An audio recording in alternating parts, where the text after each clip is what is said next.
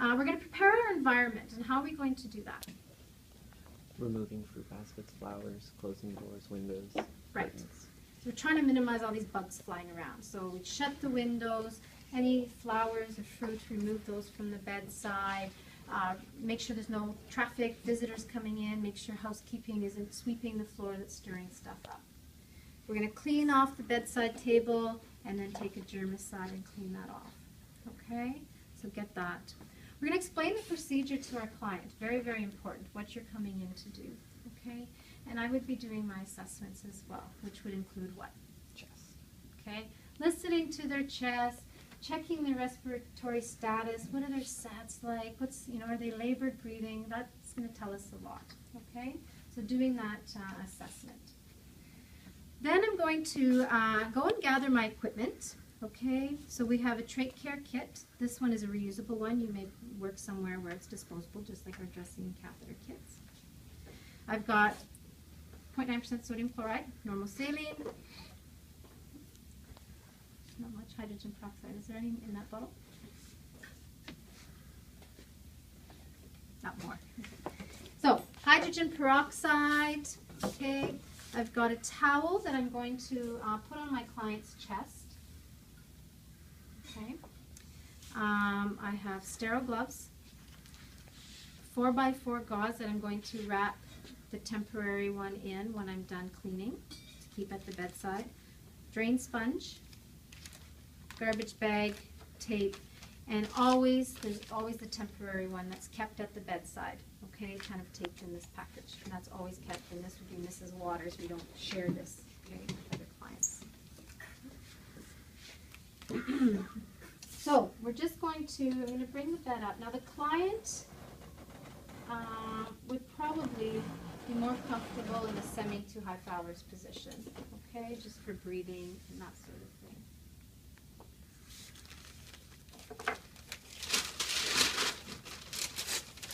You want to make sure you wash your hands. Okay? Always remember your 4 moments of hand hygiene.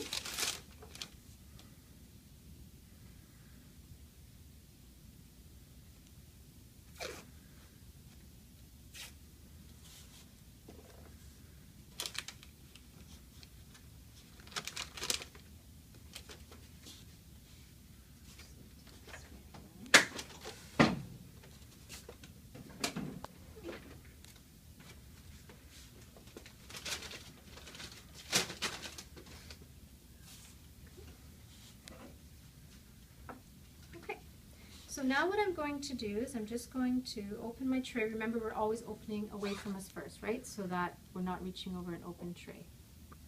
You have a 1-inch border that's considered contaminated, right?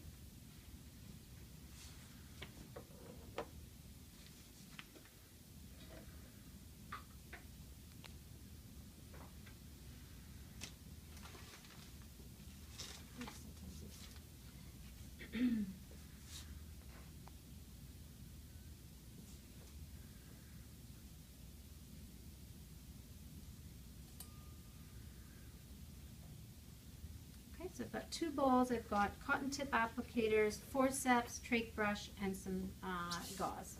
So I'm going to add my solution. So I have hydrogen peroxide. I'm going to put it in my first basin. Notice my basin's on the left, so I use my left hand, okay, to minimize the amount of reaching. I'm making sure my container is high enough that it's there's no risk of the bottle touching the container. We never turn our back on our tray, even if we're the only ones in the room. Because if you turn your back, then it's automatically considered not sterile. This is normal saline, okay? So it's on the right-hand side. I'm going to use my right hand, making sure the bottle is up.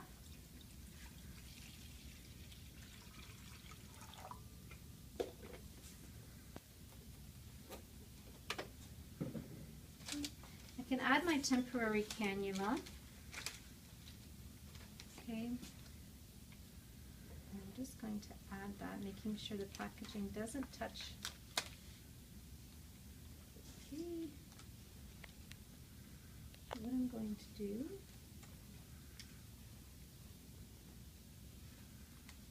is just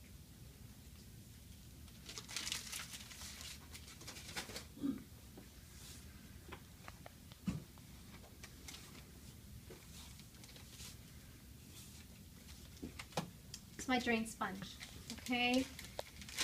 Special drain sponge for trachs. So remember, we never open our packages over top of our sterile field. We always step back, open it, and then drop it on, okay? Being careful not to the packaging to touch. So the trach sponge are specially manufactured. It's got a pre-cut slit, okay? If you didn't have trach sponges in the agency in which you're working, do not cut them. Why is that? You're free. Yeah, and all those little fibers, and then if those little fibers get loose and the patient breathes them in, and it can cause an abscess. So if you don't have trach or drain sponges, what I would suggest is you take 4x4s, fold them in half, and put them together like that, okay, to prevent any loose fibers. So this 4x4 I'm going to put on my sterile field. This is going to be for that temporary cannula when I'm done cleaning it, okay?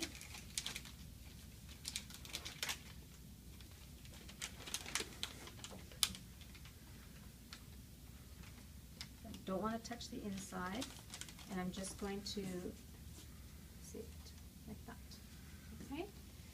So I'm just going to take a look to see, make sure I have everything in there, which I am pretty happy. Okay. So now what you're going to do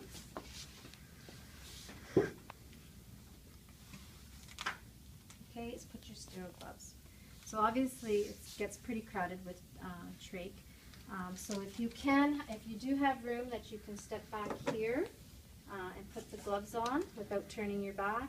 If you're going to use the patient's bed, you make sure you ask permission and make sure your client's not confused or moving around that it could jeopardize it, okay? So I'm going to use this if you just come around to make sure you can see me put on the gloves. So we're going to open the packaging up. So you just want to grab the bottom corner, okay? Open it up, and if you fold it and pinch it, it prevents the paper from falling back. Do not do this. That's very bad, okay? So I'm going to pick the first glove up. So you want to pick it up from this part of the cup. Now bring it up and out. Don't be doing this or close to your uniform because the fingers are dangling and you're going to end up contaminating. So get your fingers up and out. Okay, so now this sterile hand is going to go to the next glove. You can use that thumb to help get you your 4 fingers inside the cuff. Okay, once your 4 fingers are secured, get that thumb out of the way. Okay, otherwise it's going to become contaminated. Again, up and out, so there's no risk of those dangly fingers. Okay, don't be messing with these. You don't touch the cuffs. Okay, so now I'm completely sterile. So I can go and manipulate things, get it ready in my tray the way I want it. Okay, and get everything ready. So I'm right-handed. So this hand, my dominant hand, is going to stay sterile throughout the procedure. My left hand is going to become contaminated and dirty. Okay? So you're going to start by removing the oxygen if your client does have oxygen. They don't always. Okay? But I'm going to leave it close by because throughout this whole procedure I'm constantly monitoring the respiratory status, and if at any time I notice that their breathing becomes labored or short of breath, I'm going to put the oxygen on immediately. Okay? So what you're going to do is you're going to take out this cannula. So I always say anyone I'm taking out, I use my dirty hand. It goes in the hydrogen peroxide and the temporary cannula goes in. Okay? So the reason we use a temporary cannula, I think your book is a bit different and the tailored video online is different. But the reason we use that is so that if there is a lot of mucus, it's not going to build up on the outer cannula because you can't be sticking a brush down there to clean it, right? But we can take that out to clean. Okay? So that's in there. This is going to sit for 10 minutes in the hydrogen peroxide. It's going to bubble and try to loosen all that mucus that's been building up. Okay? So in the meantime, instead of just standing here for 10 minutes, I'm going to proceed with the stoma care and the dressing. So with my dirty hand, I'm going to take the gauze off. Okay? This saline is still nice and clean because I haven't contaminated it.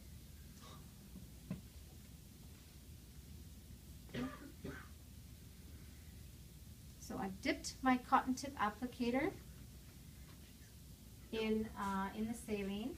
Now I can manipulate the faceplate just a bit. Okay, you don't want to be doing too much because that'll cause irritation. Okay, and we're going to clean around one swipe. One thing I forgot, I meant to tell you, you want to make sure you're putting on proper PPE. Okay, so face mask, eye protection. You may even want to look at putting a gown. Okay, because sometimes the clients are coughing, and look at how close we are. Right, you don't want to be having all that coughing into your face. So for the most part, it's going to be very sort of funny, I guess? Not necessarily, but there could be. Okay. So, and by, you know, just even that slight little twitch can cause irritation when Yeah. you're coughing, okay? So you're carefully going under, okay, not to contaminate this hand.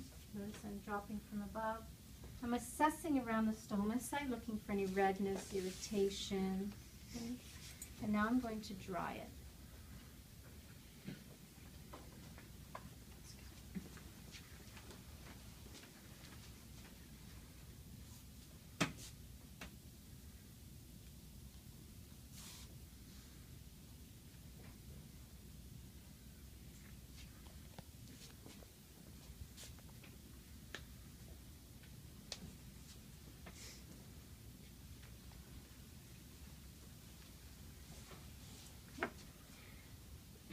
Now, here's where your checklist changed a bit.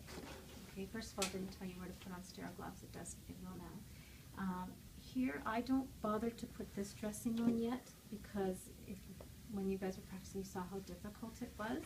And we still need this hand to be sterile to do all the cleaning. So I leave this to the very end. Okay? So now what I'm going to do is I'm going to pick up my trach brush and I'm going to hand it over to my dirty hand like that. Okay? I'm going to pick up a cannula and I'm going to clean it without having this hand touch.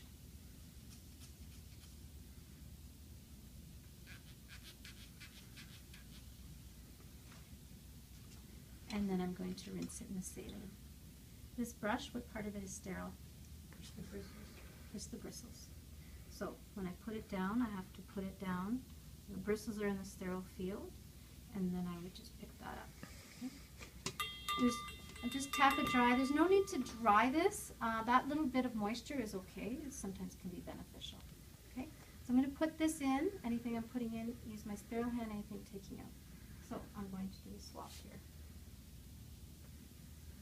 So would you get Maren to suction between putting the Cleveland back in if that No. was an issue? No, as long as you suction, if it's section's required, we do it before we take this one out. Okay. Okay? So we've locked it. This goes into the peroxide. Okay? Now, this doesn't have to sit for 10 minutes like that one because it's only been in 10 minutes and chances of it being mucky, not overly, or nothing dried on. Okay? So we just put it in the peroxide. I'm going to pick up, okay, and again,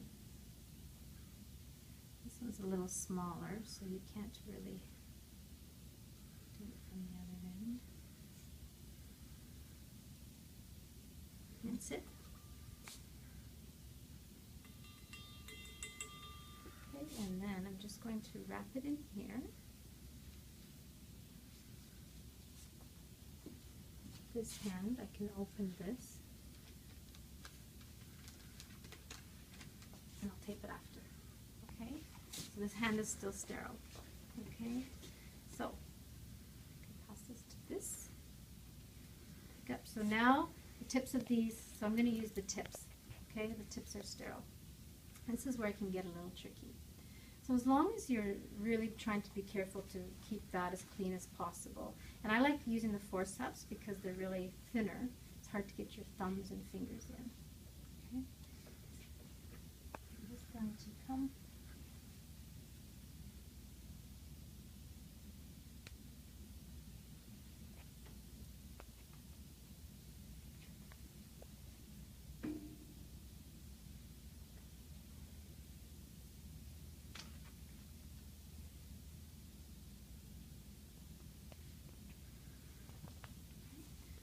So now it's done. I normally don't use two when it's a trach. Okay. So now that that's covered, everything's done. I no longer have to be sterile. Okay, so we have tape. What we're going to do is tape up this packaging, and it will remain at the bedside for the next time this is done.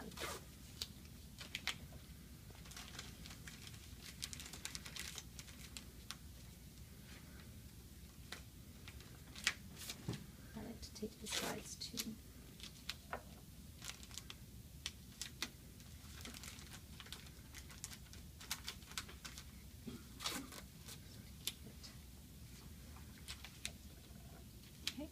So then what we're going to do is we're going to put the oxygen back on. We're going to ensure patient comfort and safety, okay? Making sure they have their call bell within reach, that they have no requests, or they don't, ask them if they need anything. Make sure their bed gets down into the lowest, safest position. And then we're going to discard our garbage. And where does this go? You mean like, what do you Is it- mean? Well, do we throw this out in the Soiled patient's, in the soiled utility Oh, room, okay. okay? This stuff you can dump in the toilet. Put your garbage and take it to the soiled utility room. Now, because this is a reusable tray, there's usually the CSR buckets, okay? And we put that in so that they can autoclave it. This would go for laundry, and the rest goes in the garbage, okay? We would wash our hands, and then we would go and document. Is there separate laundry for that, for reusable? That you check your agency, not normally. Normally, it just gets put, but it would depend, because this would have to